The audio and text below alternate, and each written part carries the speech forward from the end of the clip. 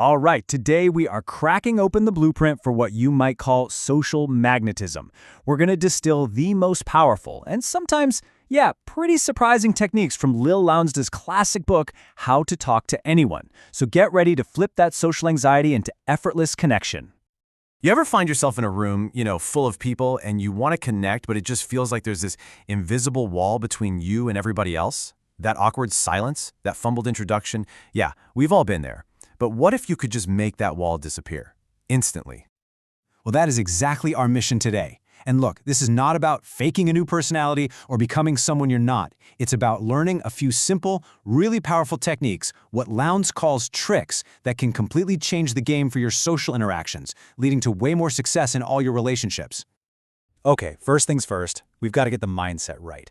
The core idea here is that charisma, charm, that ability to connect, these are not some magical gifts you're either born with or you're not. Nope, they are skills, just like anything else. And that means they can be learned and totally mastered. Here's the real secret, and it's a total paradigm shift. Stop worrying about trying to be the most interesting, witty, or impressive person in the room. Instead, your #1 goal is to shine a massive spotlight on the other person. Make them feel like in that moment, they are the most fascinating human being you have ever met. What's wild is that this magnetic mindset starts working its magic before you even say a single word. So these next few techniques, they are all about the powerful nonverbal signals that completely set the stage for a great conversation. First up is a technique Lowndes calls the seductive glaze. And hey, don't let the name throw you off. This isn't about being creepy. It's about being present. Instead of letting your eyes dart all over the room, you focus on the person you're speaking to with this soft, warm gaze. It sends one simple message. Right now, you have my complete attention. Now, to take this a step further, once they finish talking, don't immediately look away. Hold that eye contact for just one extra beat. This tiny little delay sends a powerful, unspoken message. It tells them, I'm not just waiting for my turn to talk, I'm actually thinking about and valuing what you just said. That is incredibly powerful. Okay, let's talk about something we do every day, smiling. We're always told to smile, but an instant flashbulb grin can feel a little generic, right? A little insincere. The whatchamacallit smile is different. It's a slow, warm smile that blooms across your face after you've made eye contact, which makes it feel personal, special, and totally sincere. And you can master this in 3 super simple steps. First, you just look at their face. Then you pause, just for a second, really take them in. And then you let that genuine, warm smile spread across your face. That little pause, that's the secret sauce. It's what makes the smile feel exclusive and incredibly welcoming. Okay, so your body language is on point, it's sending all the right signals, you've made a fantastic first impression.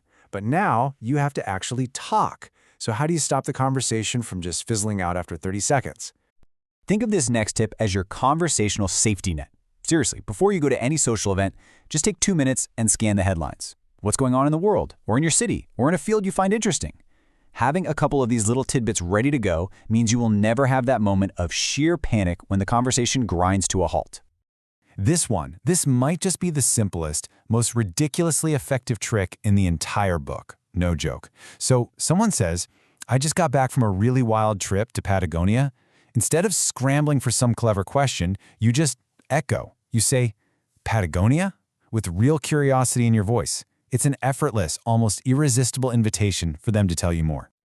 All right, so you've nailed the introduction, you're keeping the conversation alive and flowing. Now it's time to build a real, memorable connection.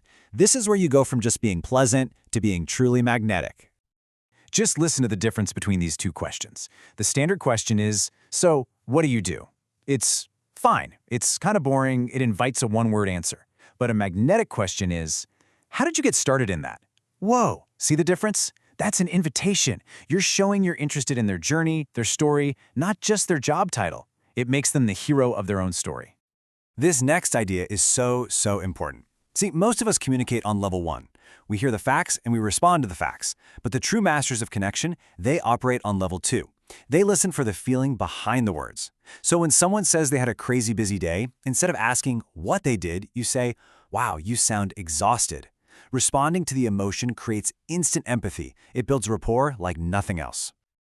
So, after all these techniques, the gaze, the smile, the questions, the deep listening, what is the one big idea? What's the ultimate takeaway that ties this whole new blueprint together? It all boils down to this. It's not about you. It's not about searching for the perfect thing to say. It's about generosity. It's about focusing all of your energy on making the person in front of you feel validated, understood, and truly seen. When you can do that, connection, it just happens. It's automatic. So the real question now isn't just about what you've learned, it's about how you're going to use it. With this new blueprint, think about your day tomorrow, at work, with your friends, even with the person who makes your coffee. Who will you choose to make feel uniquely important?